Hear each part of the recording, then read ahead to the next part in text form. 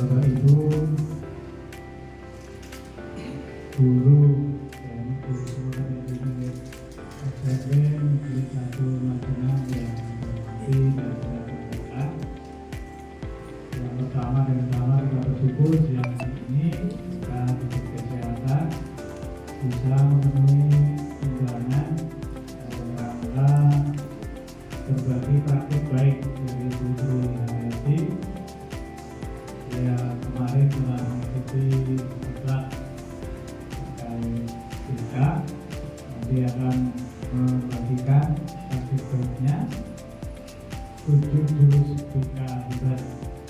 Harapannya nanti Bapak Ibu semua bisa mendapatkan ilmu dan bisa mengaplikasikan, mengimplementasikan terutama dalam penanganan anak-anak ya.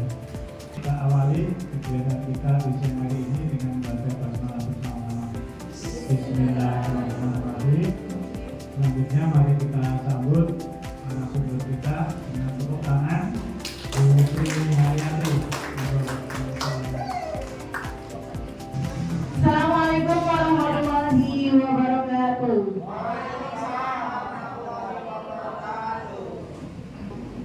Puji syukur kehadirat Allah Subhanahu wa taala sehingga pada siang hari ini saya bisa berbagi praktik baik. Mohon maaf Bapak Ibu, bukan maksud saya untuk menggurui, tetapi saya di sini berbagi kepada Bapak Ibu semua apa yang sudah saya dapatkan kemarin ketika saya di server begitu terkait dengan 7 jurus BK hebat. Sebelumnya saya mau berpantun dulu. Pangan sate bumbu petis, disambeli kalau terasi. Kita niki sinau jurus kang mligi, kita jurus BK hebat kagem ngenali potensi. Nanti saya dukung juga dengan pantun tapi dengan bahasa Sunda, bahasa urangnya. Tadi seberapa sinas suruh melestarikan bahasa. Mohon. Baik Bapak Ibu, sebelumnya agar lebih semangat lagi, sudah makan siang nih Bapak Ibu? Sudah.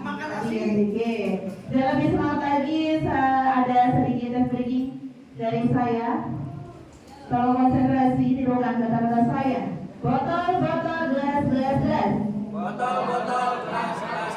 Gelas, botol, gelas. Botol, gelas. Botol, gelas. Botol, gelas.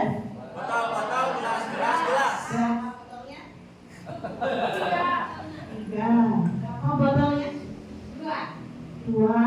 Belum matematika. Berapa botolnya Pak Amin? Botol 9, gelas 9, 3 kali mengucapkan. Botol 9, gelas 9. Belum ada yang menunjukkan. Tirukan kata-kata saya. Botol, gelas.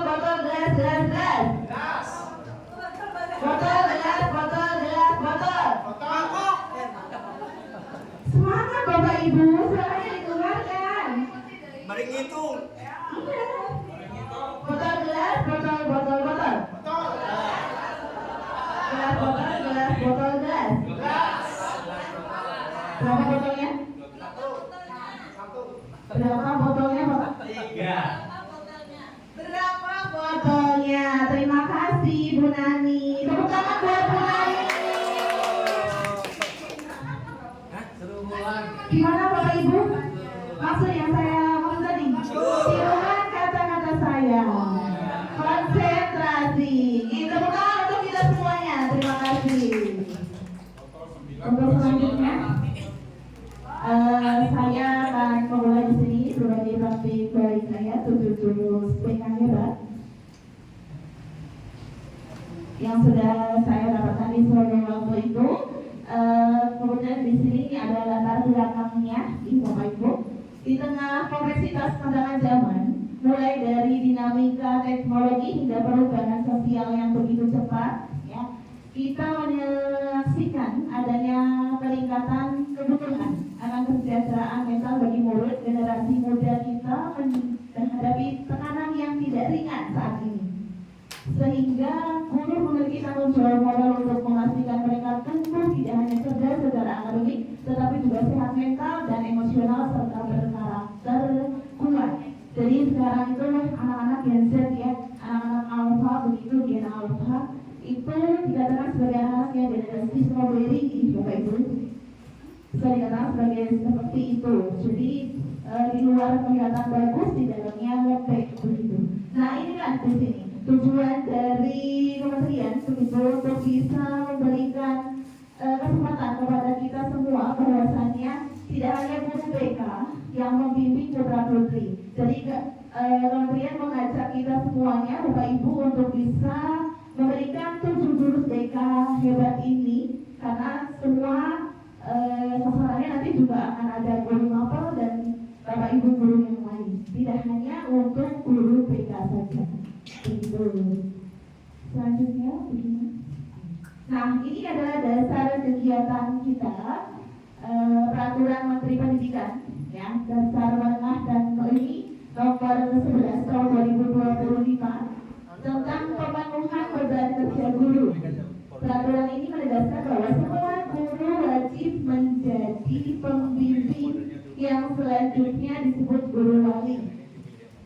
Nah, tugas guru wali adalah memberikan pendampingan akademik, pengembangan karakter, serta keterampilan sosial emosional murid secara berkelanjutan hingga akhir masa belajar. Jadi nanti sasarannya di sini yaitu tidak hanya untuk guru BK, tetapi ada guru wali. Sekarang tidak boleh kita harus menjadi guru wali juga. Selain itu ada guru kelas, nanti untuk guru SD juga, kemudian guru mata pelajaran dan guru BK tentunya. Nih, jadi Bapak Ibu semua bisa menggunakan 7 jurus ini dalam membimbing berkait kita besok ketika menghadapi beberapa permasalahan. Jadi mohon maaf, bukan saya merasa benar sendiri atau merasa seperti apa ya, apa-apanya guru BK kalau ada masalah begitu. Nah, di sini kalau misalkan ada permasalahan siswa, tidak sekarang bisa dihadapi oleh semua Bapak Ibu guru juga. Jadi ke wali kelas, kemudian guru walinya, terutama yaitu guru wali di sini. Karena guru wali itu harus mengetahui potensi ataupun nanti bakat peserta didik, pokoknya dari latar belakang peserta didik dari A sampai Z begitu untuk jadi seorang guru wali. Tidak hanya tahu ketika di kelas kemudian karakter anaknya seperti apa, tapi tahu latar belakangnya juga, Bapak Ibu. Begitu. Baik, lanjut. Nah, tujuannya sekolah tidak lagi hanya menjadi tempat belajar akademik, ya, tetapi bertransformasi menjadi lingkungan belajar yang aman, nyaman, dan menggembirakan bagi setiap anak. Jadi seperti lagu yang akan kita bawakan bersama nanti, ya.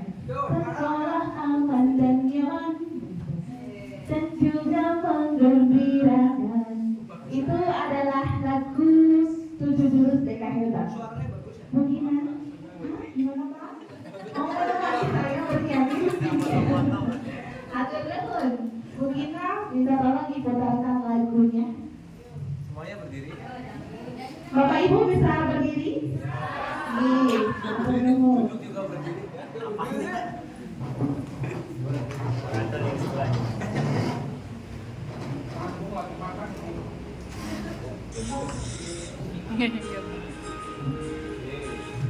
bisa ke sini.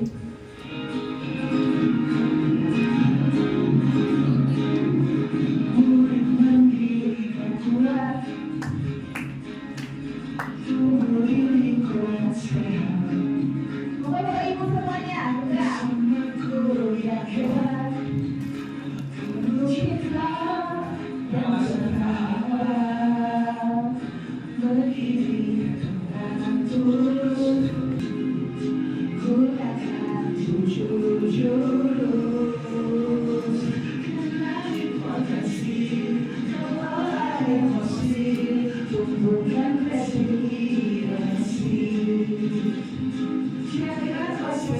Terima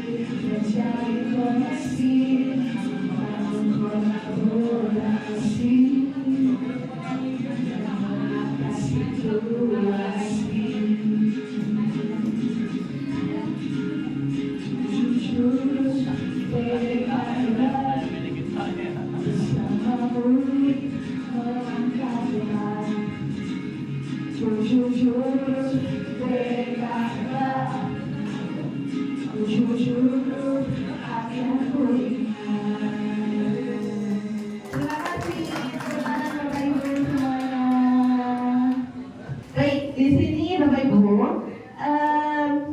ada 7 jurus. Itu tadi apa aja ya? Yang pertama, kenali potensi. Kedua, Kelola emosi. kelola emosi. Ketiga, Jalin koneksi. resiliensi. Empat, Jalin koneksi. jalin koneksi. Kolaborasi. Apa lagi? Eksistensi. Nggak ada eksistensi.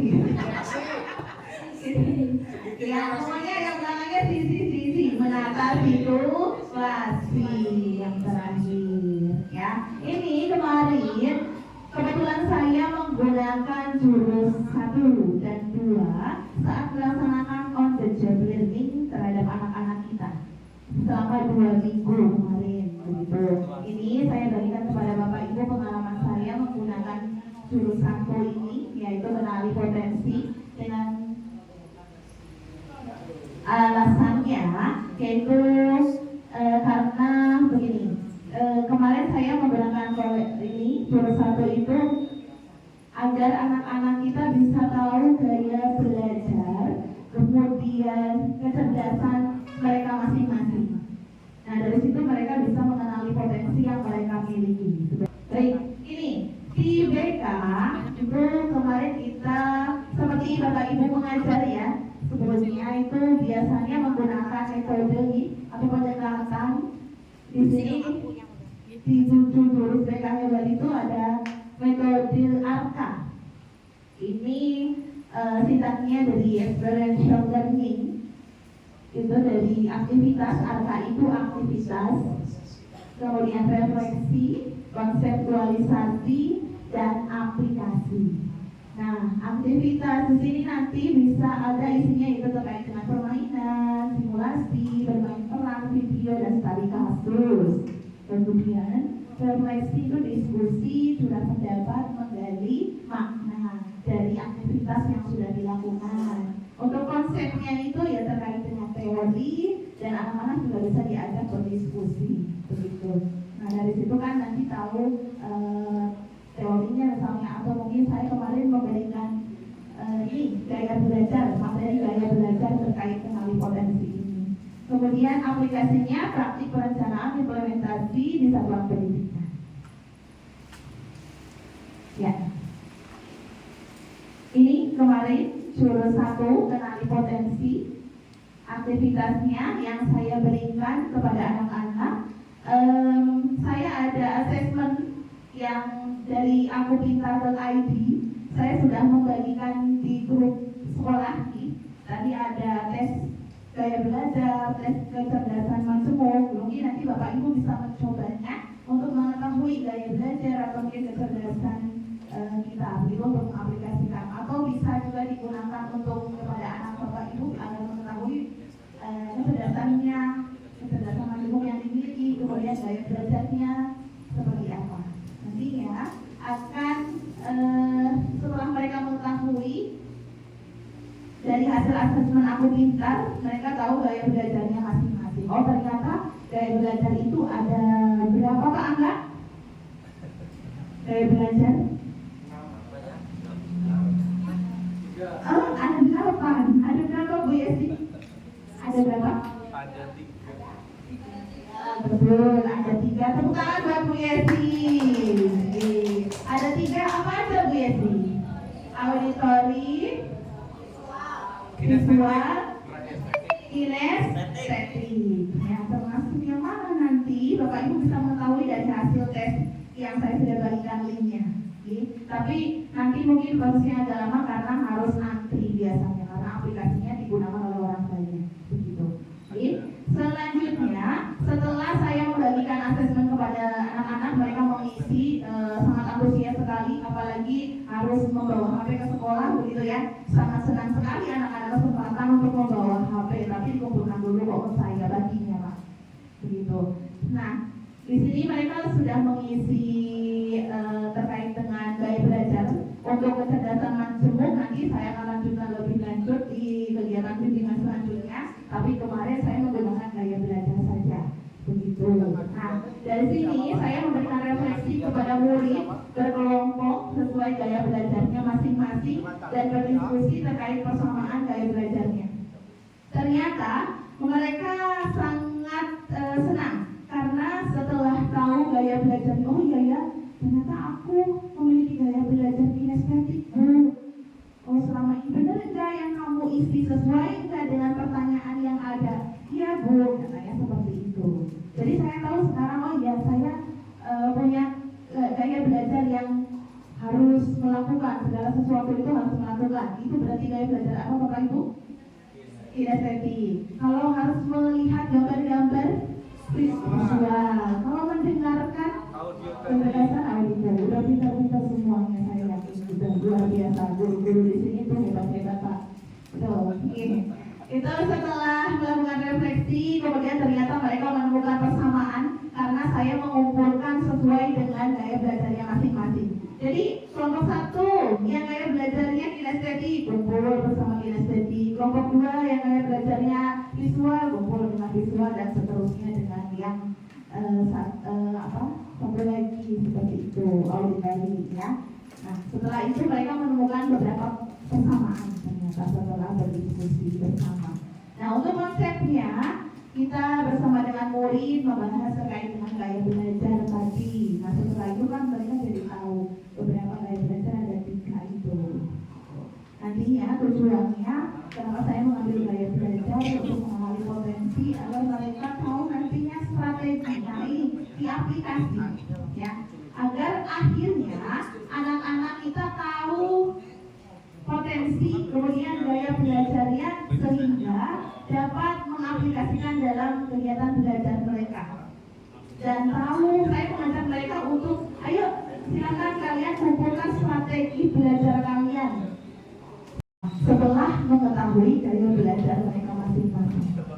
Jadi akan dengan mudah mereka insya Allah untuk mengetahui gaya belajar, dari mengetahui gaya belajar itu kemudian menentukan strategi belajarnya sehingga dalam proses pembelajaran akan lebih mudah untuk bisa memahami.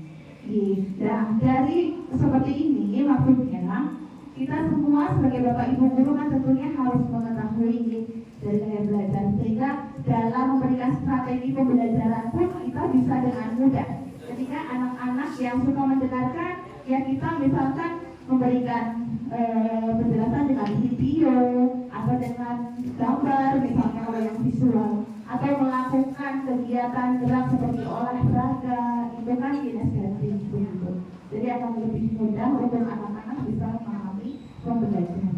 Nah, ini untuk simulasi asesmennya kemarin yang saya lakukan terkait dengan linknya yang sudah saya berikan. Nanti Bapak Ibu bisa mencobanya. Mungkin setelah kegiatan atau mungkin saat selalu di rumah begitu santai atau kapanpun tadi Bapak Ibu kamu dan bisa mungkin ini. Kemudian next ya, dengan mengetahui gaya belajar siswa nantinya mereka, nah ini kan jadi tahu strategi belajarnya seperti apa. Ada yang oh ya Bu, saya kok lebih suka mendengarkan musik ya kalau belajar. Nggak apa-apa, silakan gitu. Sesuaikan saja dengan gaya belajar kamu. Nanti kamu akan lebih mudah untuk bisa memahami gitu. Karena dengan tahu ketika gaya belajar itu sehingga saya ajak mereka untuk mengetahui strategi belajarnya juga. Ini jurus 2 yang saya bagikan juga kepada anak-anak di jurus 2 ini. Aktivitasnya yang kelola emosi, kelola emosi. Dari angkanya, aktivitasnya yang saya lakukan yaitu membagikan kertas kosong dan guru membacakan cerita. Nanti saya mau sedikit ajak Bapak Ibu juga untuk bisa ikut mempraktekkan sedikit begitu, terkait dengan apa yang sudah saya lakukan kemarin kepada anak-anak. Kemudian refleksinya terhadap anak-anak memberikan beberapa pertanyaan terkait kondisi kertas nanti. Setelah itu, oke, sudah pegang kertas semuanya nih Bapak Ibu? Sudah. Baik Bapak Ibu, mari kita akan bermain dengan kertas emosi. Kertas emosi. Setiap peserta akan menerima satu lembar kertas sebagai simbol emosi. Jangan dilipat-lipat, jangan diurus-urus dulu. Fasilitator nanti akan membagikan sebuah cerita nanti. Kemudian peserta diminta untuk merespon cerita tersebut melalui kertas. Jika merasa senang, kertas dapat diusap. Jika merasa kesal, kertas dapat diremas. Dan jika merasa marah, kertas dapat disobek. Oke, Bapak Ibu, proses ini akan dilakukan dengan cerita selesai. Selanjutnya, Bugina ke bawah. Baik, siap ya Bapak Ibu? Pagi itu Bapak Ibu guru berangkat ke sekolah mengendarai sepeda motor. Bahan ajar yang sudah disiapkan rapi digantungkan di motor. Namun beberapa meter sebelum sampai sekolah motor mendadak mogok karena kehabisan bensin. Dengan susah payah Bapak Ibu guru mendorong motor hingga sampai ke sekolah.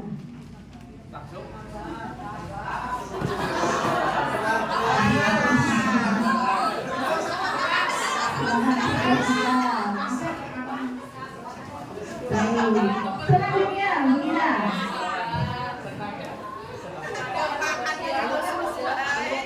Sekarang Bapak Ibu di kelas, ya, hampir semua murid datang tepat waktu. Namun belum sempat suasana stabil, Andi masuk terlambat. Ia hanya menunduk sambil berkata, "Maaf Pak Bu, saya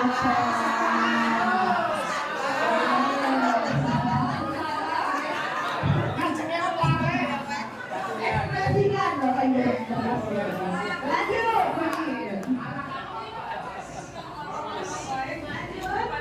Bugina. Pelajaran pun dimulai. Namun saat akan menggunakan bahan ajar yang sudah disiapkan, Bapak Ibu guru tersadar bahwa bahan tersebut tidak ada. Dicari ke sana kemari tetapi tetap tidak ditemukan. Dengan terpaksa Bapak Ibu guru melanjutkan mengajar seadanya. Bayangkan aktivitas mengajar yang seru seketika buyar.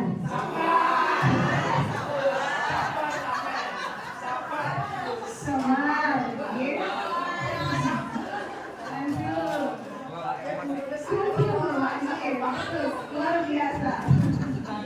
Di tengah pelajaran, saat Bapak Ibu mengajar, Andi terlihat tidak memberikan perhatian.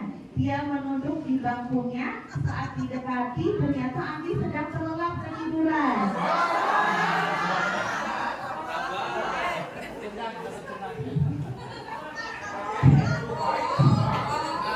Sangat luar biasa. Lanjut.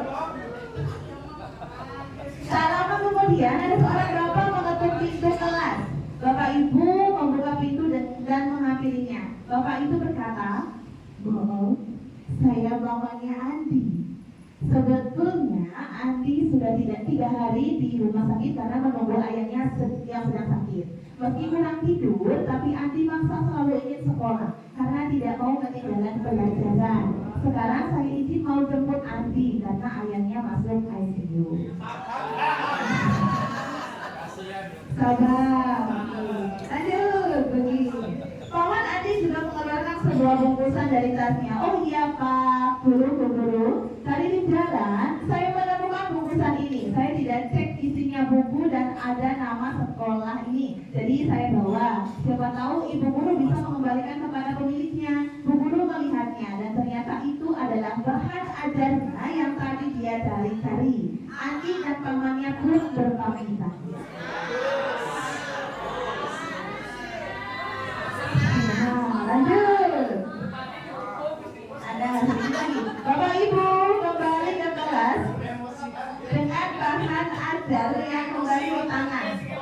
Bapak Ibu guru melanjutkan pelajaran dengan semangat menggunakan bahan yang telah disiapkan. Pelajaran pun berjalan dengan penuh kegembiraan. Ya lulus sama. Masih ada. Ya, ini. Oke. Kami sudah tidak mengajak Bapak Ibu untuk berdiskusi. Saya hanya ingin bertanya. Coba diperlihatkan kertasnya Bapak Ibu. Oke. Ada yang sangat ada yang sangat. Oh, ada yang sobek baik-baik. Ada yang utuh. Bagaimana Bu Adi? Saya bisa utuh. Bagaimana? Mohon ada sedikit. Terima kasih atas waktunya Bu Tri. Terkadang saya melihat murid itu seperti saya melihat anak sendiri. Jadi saya selalu sabar menghadapi murid, walaupun sebenarnya hatinya dongkol, tapi di depan murid sabar.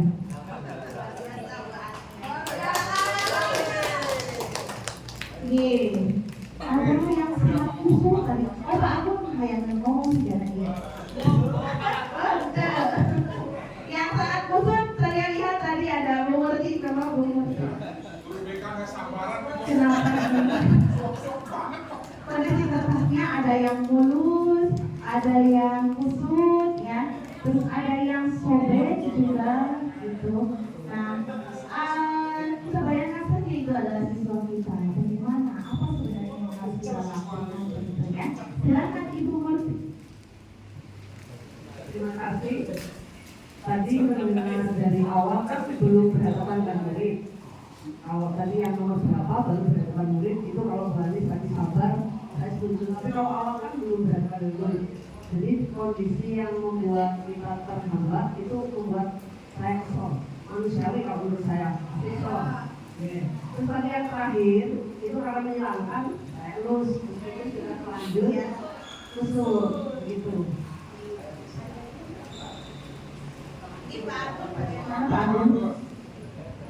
Ternyata anak kalau sudah disebut sakitnya itu dari kakinya, sakitnya terasa di sini tuh membekas masih walaupun sudah dilus-lus, maka dari itu kita harus sabar. Luar biasa. Yang kecil Ibu. Terima kasih Pak Agung. Dari Bapak Ibu, begini, dalam menghadapi permasalahan program putri kita sangat luar biasa nih. Ada yang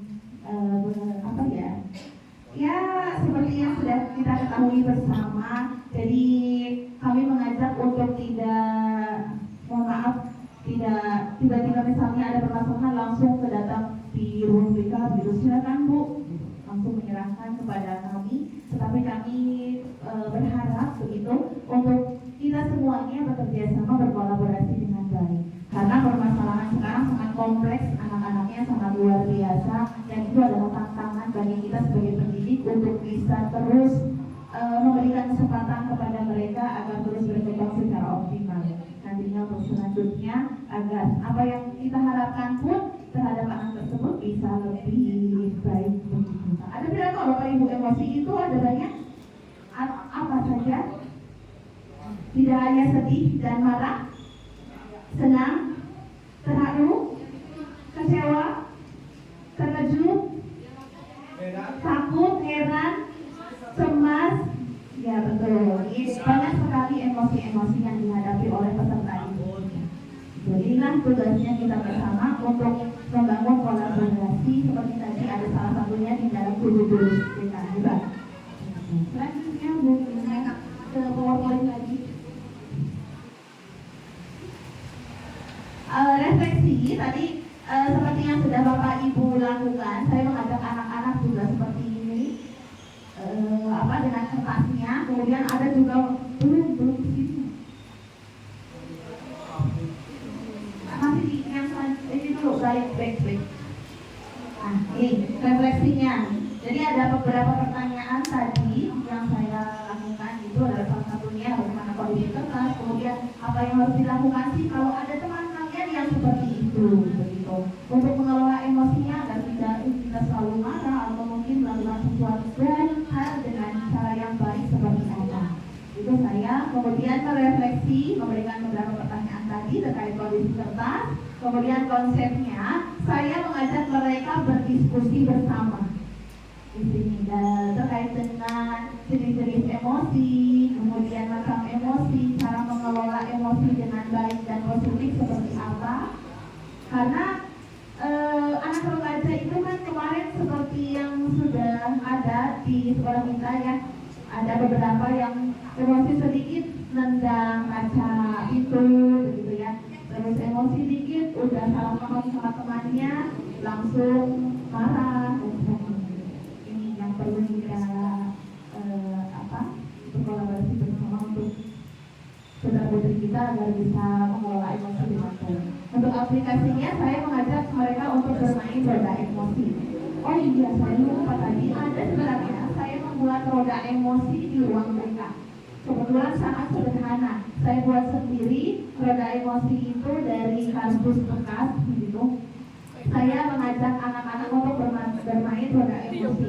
Ada di roda emosi itu ada senang, takut, marah, kecewa dan sebagainya. Kemudian saya akan bermain mereka untuk memutar rodanya dan saya menanyakan apa yang kamu rasakan saat itu. Begitu. Kemudian benarkah misalnya kalau misalkan marah, apa yang akan kamu lakukan kepada orang lain misalnya. Terus apa kamu sedang sedih, kamu sedang senang. Yang paling tepat seperti apa sih yang kamu lakukan? Ataukah harus marah-marah ketika misalnya temannya membuli atau apa? Kan tidak seperti itu. Jadi anak-anak saya ajak bermain roda emosi agar tahu bagaimana cara untuk bisa mengelola emosi dengan baik. Sudah? Lanjut ya. Terakhir ini kolaborasi adalah kunci dan 7 jurus BK Hebat adalah peta jalan kita. Saya berharap semangat jalin koneksi dan bangun kolaborasi dari jurus BK Hebat terus menyala sehingga kita tidak berhenti di sini. Mari kita terus berbagi, saling menguatkan dan mengukir masa depan cerah bagi setiap murid. Sampai jumpa di praktik baik selanjutnya. Terima kasih. Bapak Ibu nanti bisa mencoba aplikasi yang saya bagikan ada pantun lagi dari saya. Belum. Kasawa melibit pare. Di pelakna kudu bari ngahiji. Ilmu jurus BK tos diajar, hayu praktik hake. Pikir murid landiri, tangguh jeung pinuh rencangan.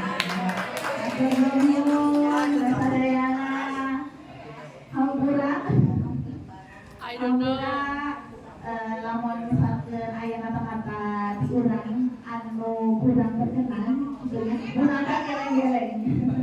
Maaf, saya menggunakan beberapa bahasa ini karena sesuai dengan tema kita hari ini kebetulan bulan bahasa. Begitu karena harus melestarikan tadi juga ya, melestarikan bahasa Sunda, Jawa gitu kan. Oke, begitu Bapak Ibu, mohon maaf atas segala kekurangan. Terima kasih atas kesediaan Bapak Ibu untuk bersama saya di sini. Seperti ini yang bisa saya sampaikan, kurang lebihnya saya akhiri. Assalamualaikum warahmatullahi wabarakatuh.